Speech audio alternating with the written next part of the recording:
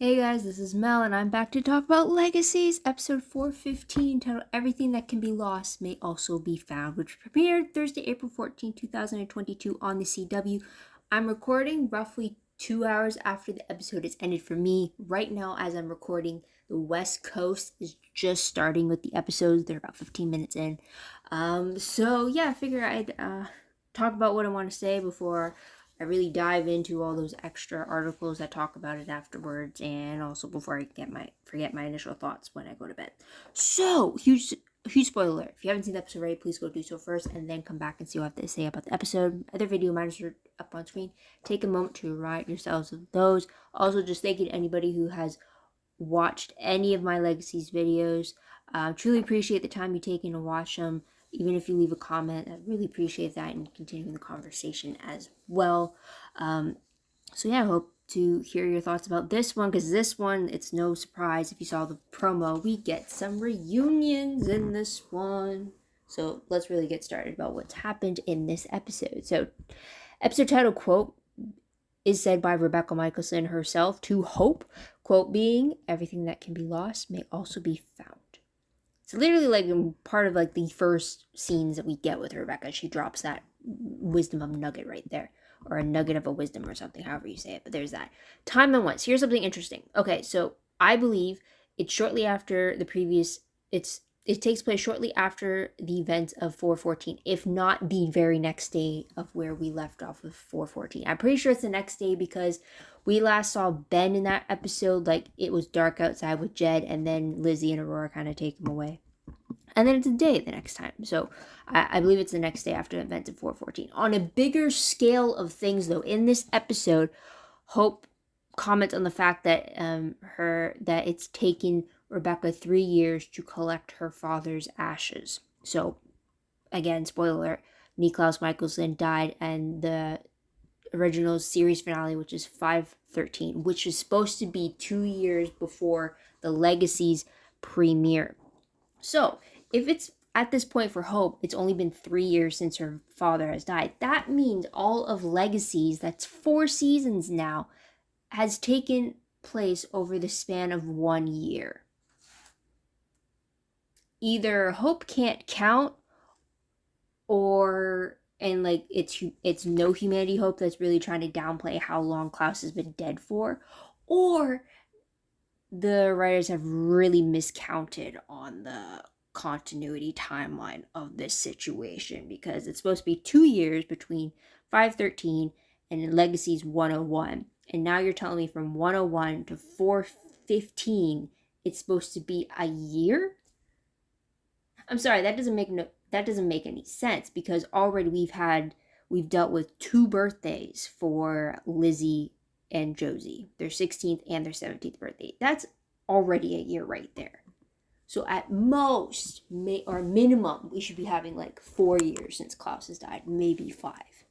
But I thought that was an interesting thing to talk about for the timeline. But anyways, family, or huge or not huge, I'm jumping all over the place. Wow. Episode reminder, the fact we get the family reunion, the Michelson family reunion. I mean, it wasn't a huge, I'm not spoiling it by saying it now. It literally was in the promo. It's literally stated in the synopsis. So, like, if you didn't look ahead, then, like, that's your spoiler.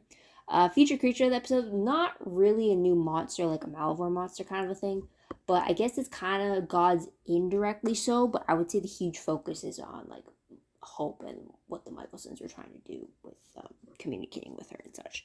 So there's that one. Let's go right into it. So storylines, there's 3 different ones. First one being overdue reunion. Second one, dangerous miscalculations. And the third one is helping hand in Tennessee.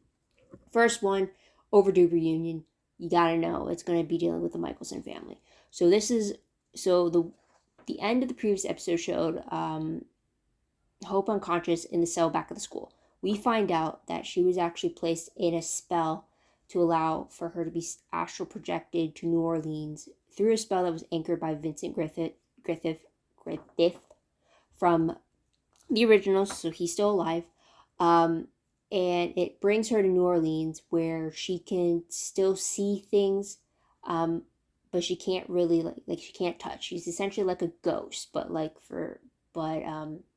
her members of the family could see and talk with her, kind of thing, and vice versa.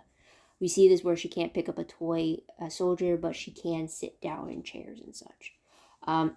We also find out that this day specifically is why they brought Hope back to New Orleans, was because it was the day of Niklaus's funeral. Apparently it's been this long because Hope and Freya were using magic to try to collect all of his ashes. Also kind of makes you wonder if they did the same for Elijah.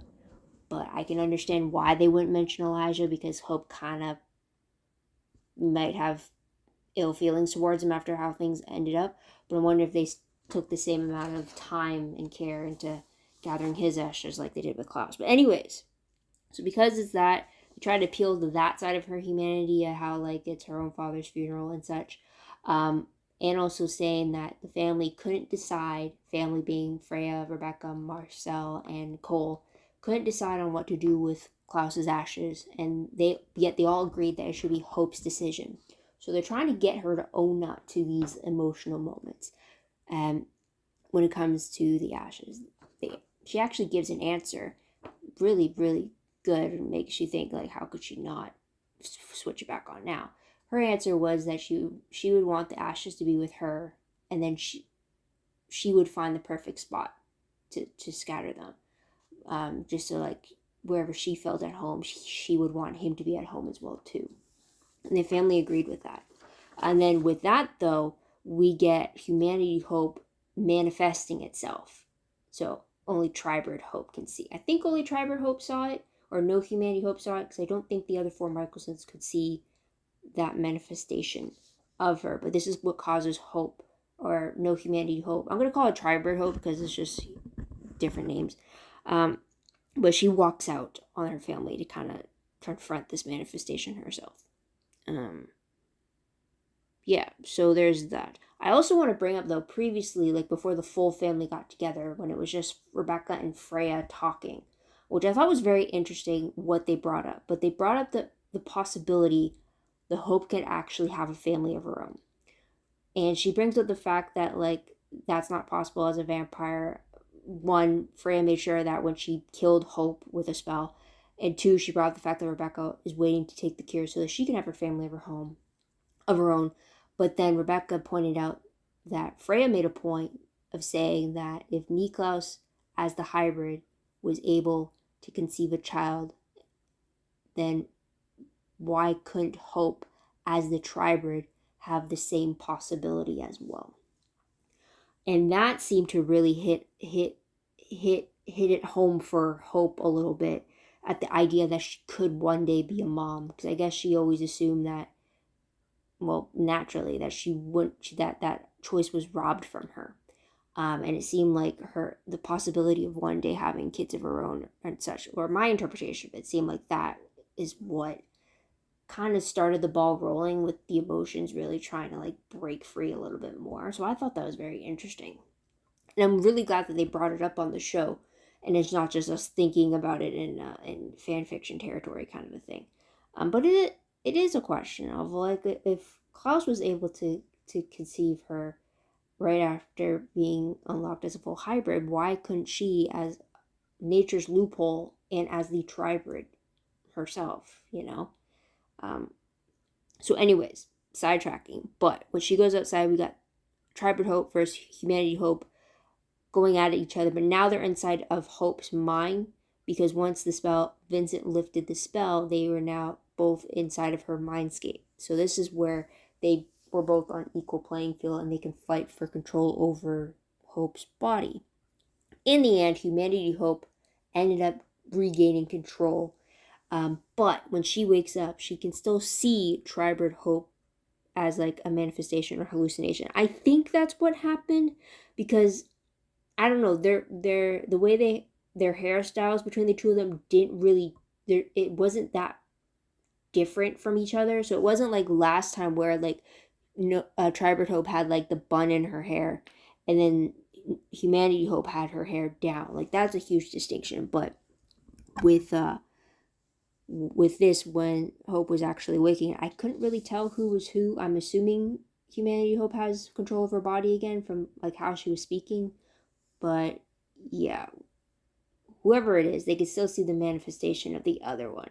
and only they could see it. So that might cause a little bit of problem. If anything, it's probably like Jeremy when he was a medium and could see ghosts, or if it was Bonnie when she was the anchor to the other side and she was seeing ghosts passing into the other side. It could be situations like that that she might be dealing with when regards to this manifestation of hope. So there's that. So let's move on to the second storyline, which is dangerous miscalculation. So this is dealing with the whole Lizzie Aurora kidnapping Ben and trying to get the key and wake up Cronus. Although they don't know the name. So this is the episode where they actually get the name of Cronus, being the time god.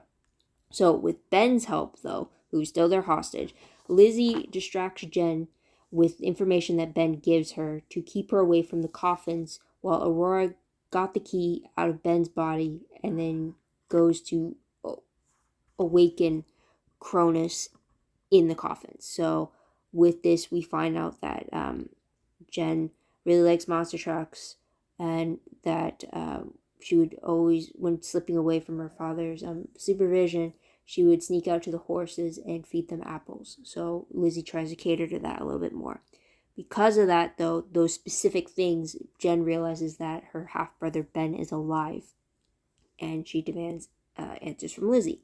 Meanwhile, Aurora gets the key from Ben, and she's able to go find the coffins alone, but she gets a call from Jen and Lizzie telling them that Ben can't be trusted. He would do anything to break his curse, and he would want to wake the gods himself just to do it, because apparently his father is the only one who grants a favor or a boon, as it were. So right as they were telling Aurora, Ben attacks Aurora. He steals the coffins, and his last scene of the episode shows him opening up one of the coffins with the key. It's presumed that it is his father because he's the only one that could lift his curse, eternal curse.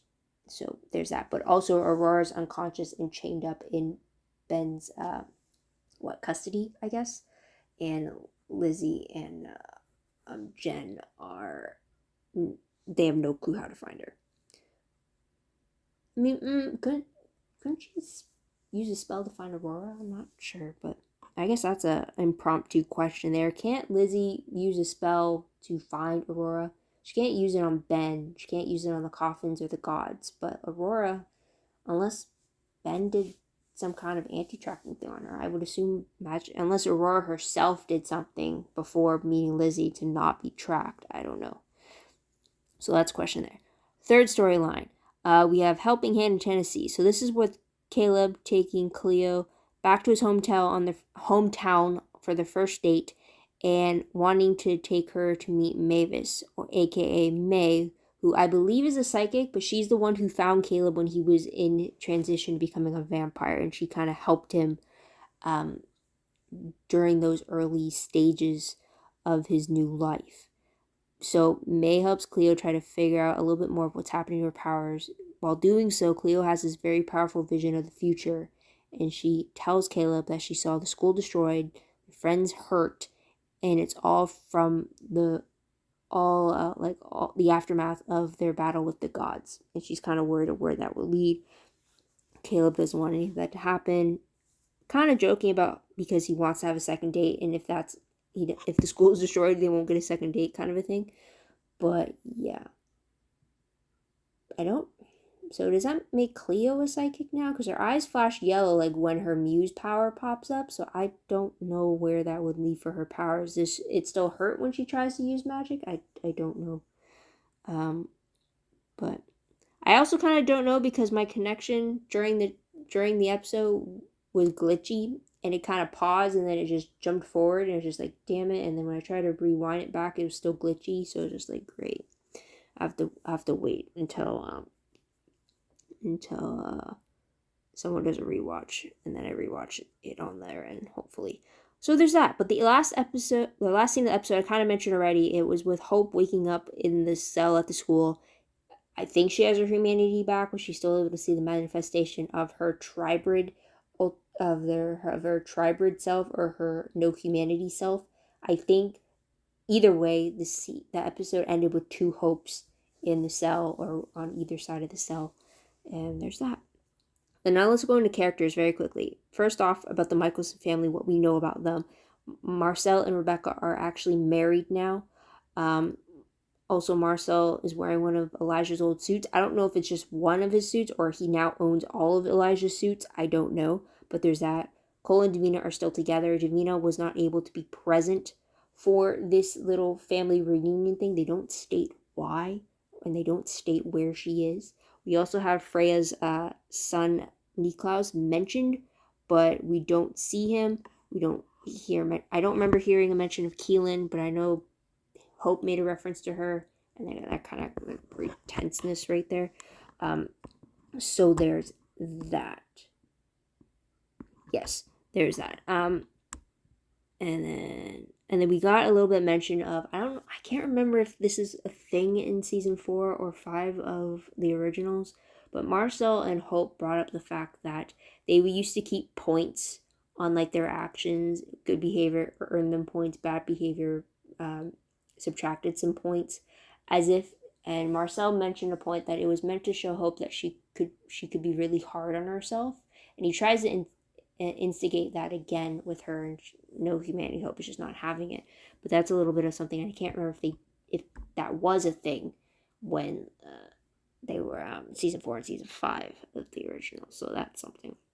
We go back to Alaric for his character. He had a bit of a side plot of his own where he was using that projection crystal, or the thing we've seen Josie use and Hope use and stuff.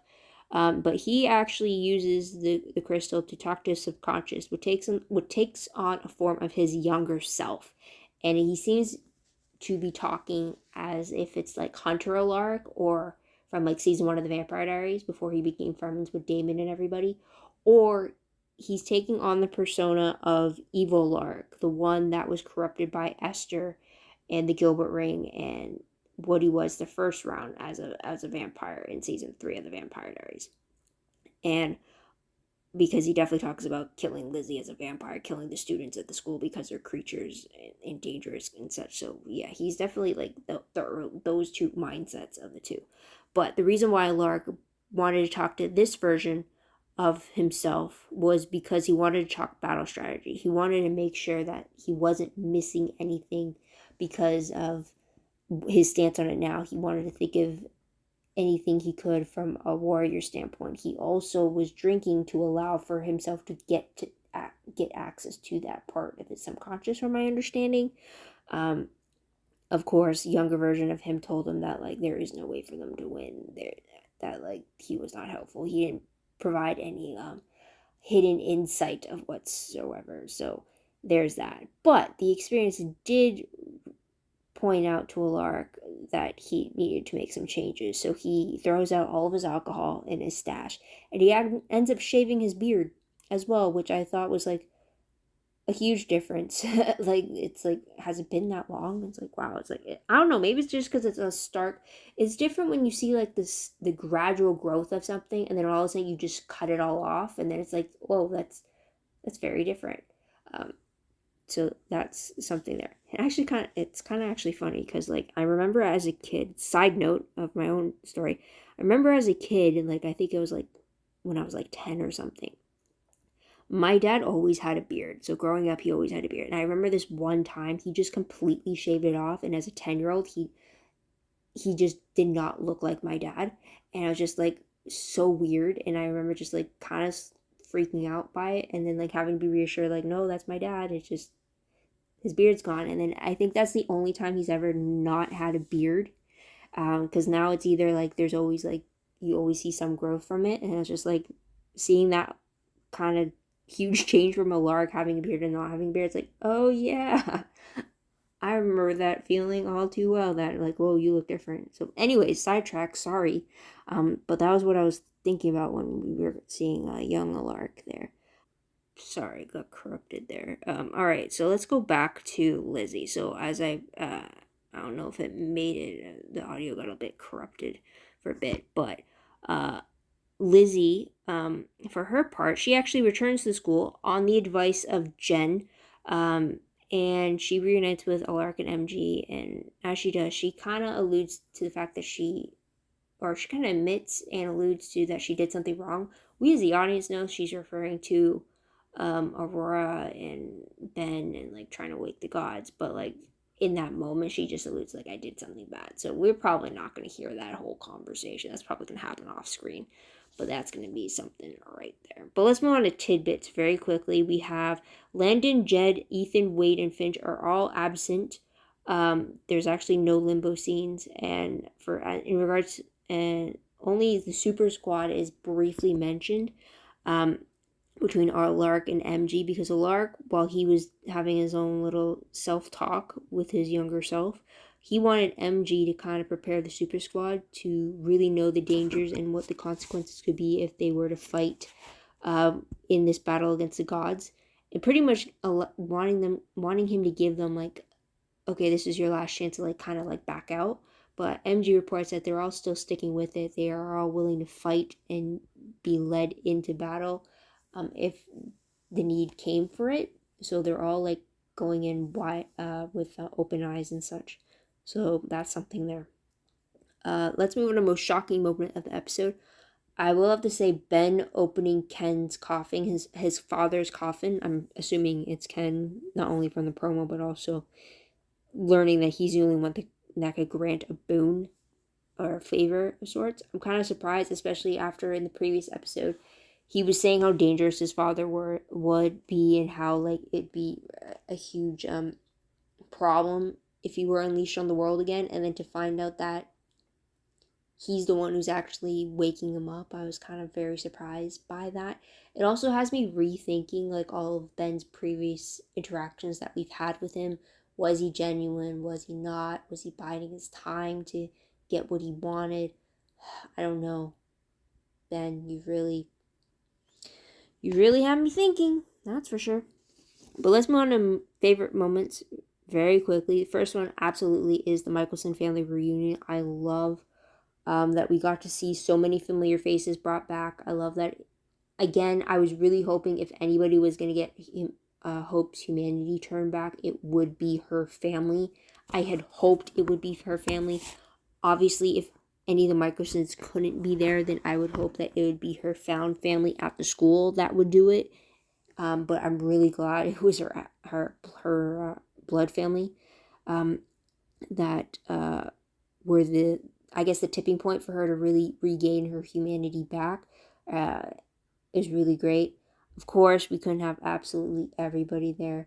I mean, a part of me kind of hoped it would be like a Shamba DeShaw situation, and then maybe they could like get a manifestation of like Klaus and Haley and Elijah or something. I don't know, but obviously that can't get everybody back. But I also just wanted to appreciate, because like when we were seeing all these Michelson scenes happening, of course, just coming from film school and really starting to take into consideration filming for like actors and such. And I was just completely trying to figure out in what order did they shoot these scenes based off of availability. And I was just being a film nerd on that side of it. So for me, it was like they must have done Marcel and Hope stuff first, and then that must have gone with the whole family at the dinner table kind of thing, because that way you have Hope, you got Marcel, you got Rebecca, you got Freya, and then you got Cole being there.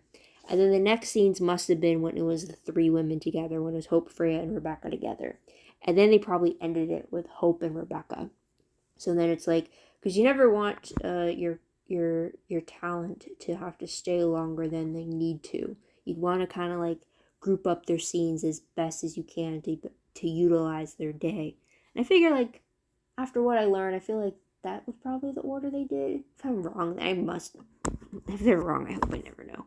But yeah, I thought that was very interesting too, as like a side note. Sorry, but it's literally, it's just great not only to see them touch on things that had to do with Hope in the present, but I really liked how much they brought from the past to kind of help her jog her memory, but also the little tidbits we got to find out about like what has been going on between the last, what they think is 3 years since we last saw them.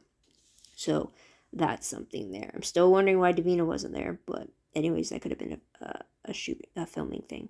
My second favorite moment, though, I would have to say is actually the dynamic that Lizzie has with Aurora and with Jen. It was really interesting to see Lizzie's. I'll talk about Lizzie and Aurora first. It was very interesting to see Lizzie's worry for Aurora when she found that pool of blood and found out that she was in danger, and then to find out Aurora kind of rethinking her stance on how to do things based off of like how Lizzie viewed her. It was really interesting how see how they both have affected each other in such a short amount of time, and how they really want to stay accountable and really try to go down the path of, or I guess in Aurora's stance, try to go down the path of being a hero as opposed to being a villain. And then for Lizzie trying to just do better in sense. So I thought that was really interesting. And then on the other hand, I really like Lizzie and Jen. And it was just I feel like something could brew between the two of them. From the way Jen was acting towards Lizzie, I would not be surprised if she thought like this was a date for them. Just from the way she was looking at Lizzie initially when she got invited to go to the monster truck rally, and then when Lizzie took her to the horses, and before she realized like, oh, this was all a deeper plan kind of thing. But then for her to turn around and kind of be the one to want to offer comfort burritos for Lizzie and wanting to like lend an ear and like learn more about Lizzie so that she can help her, and then eventually be able to give her advice to just go back home and kind of reunite with her dad. I thought it's very interesting. I definitely would want to see more Lizzie and Jen. I really wish she had a different name, but aside from like a different name to go by instead of Jen when you have a father named Ken and as a half brother named Ben. But anyways, I'm very intrigued by that dynamic as well. So it's like all around, just like very interesting here. And even though technically these are supposed to be like the enemy of the Super Squad, but like I don't know, I kind of wish. I hope both Aurora in the battle with the gods. I hope Aurora and Jen do survive. You know. I mean, you kind of hope Aurora survives because I kind of feel like if Aurora dies, Lizzie dies because of the whole pack bond thing that they have, or the blood bond thing that they have. But anyways, there's that. And the third thing I really liked was the fact that we got to see that kind of like hope versus hope battle with her humanity against her no humanity. It's very interesting to see how they interact with each other, what they brought up in their fights, both verbally and then how they attacked each other physically in the Mindscape. What I thought was very interesting though, when Humanity Hope stabbed Tribert Hope with the white oak stake or the red oak stake, and then she held her tight in her arms and like further pushed the stake in her heart, and then to have Tribert Hope desiccate and then kind of turn to ash and have that ash blow around Humanity Hope, that was a huge parallel to how Klaus died. And I'm just like, dude, hitting it right on the nail there. And it was just like, wow.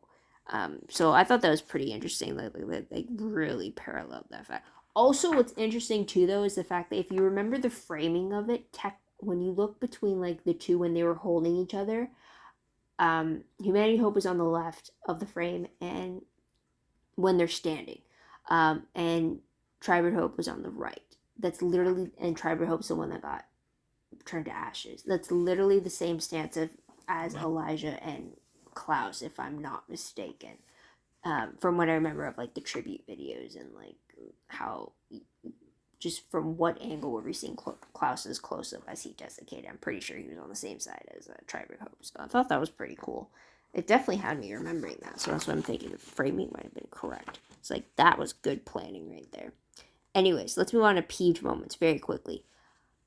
Young Alark. I mean, like, yeah, it's very intriguing to like have them try to do the whole de-aging thing, but it just looked weird. There's at times where it's like that doesn't look natural, and then there's times where it's like, oh, that actually does. But like 9 times out of 10, I'd say like it looked weird. Even though I got the idea. It's also a peeve for me just because I was misdirected to believe that another Vampire Diaries character was going to come on and be there to talk to a Lark.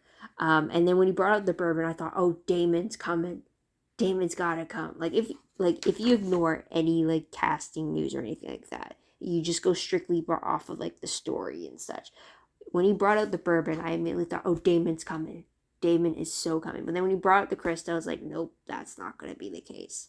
And then, of course, after you just figure out, like, nope, Damon's not coming, because then we would have heard about Ian Somerhalder coming on set, and that did not happen at all. So it was just, like, a huge misdirect for me. And then to find out it was actually young Alark. And it was like, oh, okay, I mean, that makes sense, because then you don't have to bring another actor to do it. But then, like, the whole de-aging thing, just, like, it was noticeable, and it was weird, and it was just, like, no. So there's that. Another peep I had, I kind of mentioned it before, was that the fact that Ben betrayed us. It feels like Ben betrayed us. I have no idea if any of his intentions at the school were true. The battle strategies he helped them with were true. Was he just playing a game with us? Like, what was it? I feel bad. I don't know.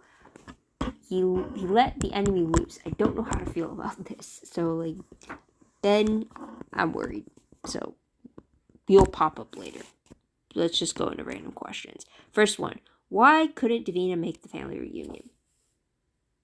Like, I'm just, like actual physical production, like, concerns aside, story-wise, why couldn't Davina make the family reunion? Like, all they said is, like, yeah, she wished she could have been here. That was it. But I'm, like, wondering, is she even in New Orleans? Maybe she couldn't travel. Maybe, like, what was the reason? Like, why not? Right? So it's like, okay, great to know that you still have your wife, but, like, I kind of would have loved to hope that, like, she'd want to be there for Hope. But anyways, there's that. Another question. If Aurora were to join Lizzie in the fight against the gods, would that violate that blood pact between them? Because, I mean, technically, they're fighting on the same side, so that shouldn't be a betrayal. But I don't remember if their blood pact was specific to them, like, waking the gods, or, like, getting, like, reversing time or something. Like, I don't remember the words for it. So, like, would that consider a betrayal and they both die or something? I don't know. So there's also another side question. Is it only if Lizzie betrays Aurora that Lizzie is kind of in danger of dying, or is it, like, kind of also in the reverse, where, like, if Aurora betrays Lizzie, is Aurora's life in danger? I don't know. Otherwise, that seems like we, like, shortened the stick that Lizzie got. So there's that. Another question. If Ben freed his father, what does that mean for the relationship that was just starting between Ben and Jed? Was Ben being truthful? Was Jed being played? I was rooting for them, and now all of a sudden it's like you just unleashed the enemy. What do I feel about this? Like, what was it? And then to tell Aurora and Lizzie that he wanted to help them with Cronus so that he can be reunited with his love Asher, and I'm thinking, wait, what about Ben? Was that just a play, or, like, what was? I don't know. Because now I feel with Jed, he's Ben. Damn it. And then it's like, what about Jed? Like, he just, like, poor Jed, if that's the case, man. Jeez. So there's that. Last question. Did Cleo's powers change to now make her a powerful psychic? I'm still a little confused about that. Is she still a muse? Is it just a tapping into a different power that she had as a muse? And then, like what is it? Again, I had glitching issues. I might have to try to find a way to rewatch it again. But yeah, so that's a question there. Otherwise, that is pretty much it, guys.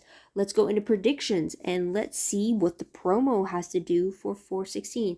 So apparently, we're going to be on a little bit of a break. We come back for April 28th, and we see Jen at the school telling the Super Squad about them facing Ken, and apparently Hope goes face-to-face against Ken on her own, which is a concern for the Super Squad. Based off the synopsis, though, for the episode, it reads, Hope continues her fight, and Lizzie devises a plan to potentially help. Cleo is fearful of her visions and what it means for those she loves. Alaric sends Caleb, Ethan, and MG on a high-stakes mission. Jed finds himself needing to make a very difficult choice. Meanwhile, Landon makes a surprising discovery. First off, that's a lot of character names in that description. So that's something there. So at least it looks like everyone might be present. Yeah, everyone might be present in this one. So Hope continues her fight. That's probably going to be with her, that whole manifestation, hallucination thing of her other self being an issue. Lizzie devising a plan. They're going to be reunited again. I guess, yeah, that's something. Cleo's vision. At least we hear it. Maybe we'll actually see it this time. That's going to be something. No idea what this high stakes mission is going to be. Jed finds himself needing to make a very difficult choice. That might have to deal with Ben and maybe like picking a side, if like he's going to stand with the super squad, if he's going to stand with this really strong crush of his. I don't know. Landon makes a surprising discovery. That has to be dealing with the people who kind of took him in the necromancer at the end of the previous episode. I'm wondering who it could be. I'm wondering if it's going to be a familiar face or not. But yeah, that can wait. But April 28th, so that is pretty much it, guys. What did you guys think of the episode? What did you guys like about it? What do you think will happen next? Let me know in the comments down below. Love to hear your own thoughts, theories, and opinions about all that good stuff. Also, don't forget to like this video, subscribe to my channel, check out my other videos if you haven't done so already. If you want, check out my Tumblr. Link for that is down below. I read blog promos, web clips, quotes, gifs, synopses, news, all that good stuff. All found in one place, so go check that out. I do have to update that, fully aware. Hoping to do a massive update thing in the near future. We'll see. Probably after the finale. Not gonna lie, it's probably gonna be after the finale. But yeah, WordPress, the link for that is down below. Anything I post online is connected to WordPress. It's a little more organized, it's a little more detailed again, but it's still a work in progress as well. Yeah, otherwise that's pretty much it, guys. I'm just checking the calendar here. Yeah, we get 1 week of a hiatus and then we come back. And then hopefully it's a run all the way through, because technically 6, 17, 18, 19, 20. Technically we have 5 episodes left of the season. So hopefully this is going to be the last hiatus we get before the season ends. There's still no word about a season 5. Though we do know the finale is supposed to be on May 26th, I believe. I think I mentioned it before in my previous video. If they're really going to wait till the last minute to reveal at the May upfronts whether or not we get a season 5, then that's literally going to be like a week before the season finale. So we don't get much time to know if that's going to be the series finale or not. I really hope we do get another season, and if that were to be the final season, I'd rather have that than be told that 420 is going to be the series finale. So fingers crossed about that. But otherwise, yeah, that's pretty much it, guys. I'm coming up on 1 a.m. right now. So yeah, I'm going to get some sleep, but I hope you guys come back in 2 weeks when the episode returns to see what I have to say about it. But otherwise, yeah, guys, this is Mel. Just wish you all a great day, great week wherever you are. Please stay safe. And until next time, see you guys then. Bye for now.